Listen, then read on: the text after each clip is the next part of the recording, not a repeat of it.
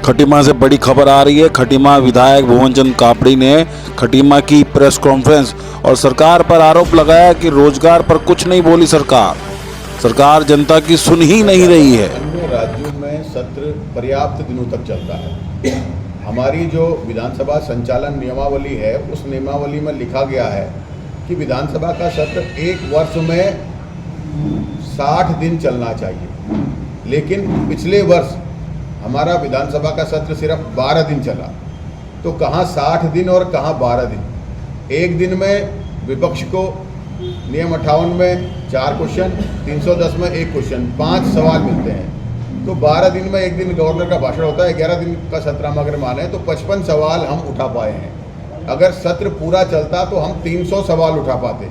जनता के हर उस बात को हम विधानसभा के पटल के माध्यम से सरकार के सामने रख पाते जिसमें जनता त्रस्त है, लेकिन सरकार अपनी जिम्मेदारी से भागती है।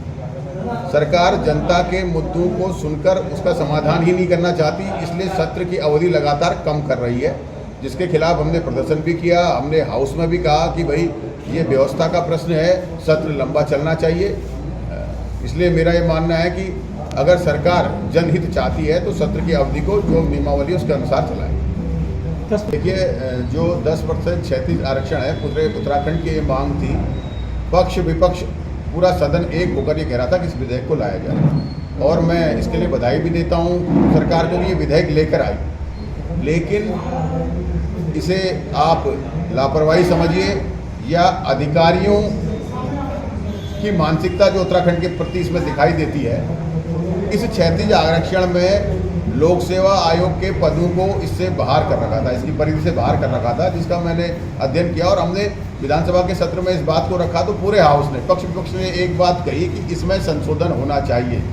अगर राज्य अधीनस्थ सेवाओं के अंतर्गत इसको लेने की बात हुई है तो हमारे जो लोक सेवा आयोग में जो भी परीक्षा कराता है वो राज्य की अधीन की सेवाएं हैं, उनके अंतर्गत इसे लेना चाहिए।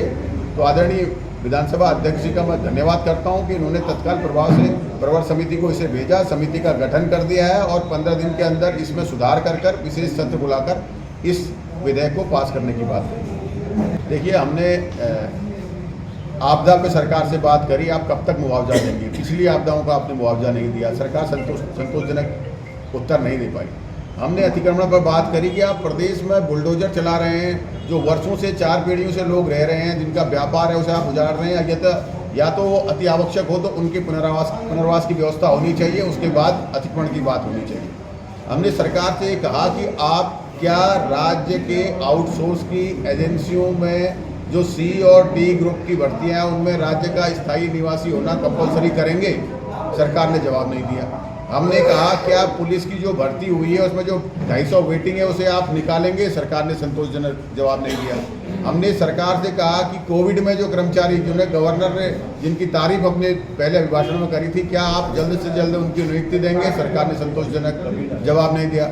हमने उनसे पूछा कि सरकार क्या जो हमारे बंदरों का पहली भर्ती कैंसिल हुई, दूसरी भर्ती जो हुई है उस भर्ती में सब पास कर चुके हैं, डॉक्यूमेंट वेरिफिकेशन हो चुका है, फिजिकल दे चुके हैं, आप उनको क्या नियुक्ति जल्द देंगे। हमने ये कहा कि जो लोक सेवा आयोग PCS के समान की परीक्षाओं को इंटरव्यू से कर रहा है, क्या आप उसमें परीक्षा कराएंगे। ऐसे तमाम मुद्दे, क्या सरकार जनता को 24 घंटे बिजली दे पाएगी।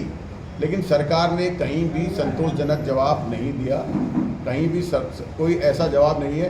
कानून व्यवस्था में हमने बात करी, क्या सरकार नशे के जो व्यापार बढ़ रहा है लगातार स्मैक का, उसमें सरकार कोई टोल फ्री नंबर बनाकर उसके लिए अलग से फोर्स का गठन करेगी। सरकार ने कोई संतोषजनक जवाब नहीं दिया।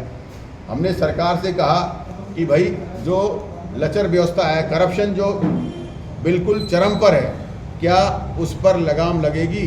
तो सरकार कोई संतोषजनक जवाब नहीं दे पाई। अंतिम सवाल है।